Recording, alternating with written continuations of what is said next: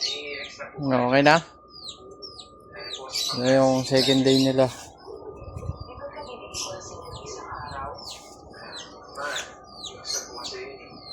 Portable na lang yan.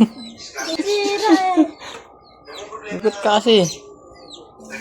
Sa sobrang tabako na yan. Hindi nakasa. Ay, Christmas ko pala.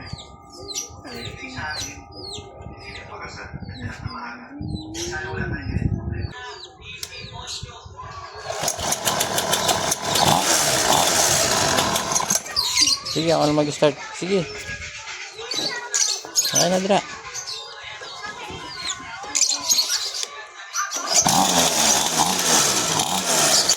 Ingat. Ayan. Sige na, baon nyo, ha. Sige na.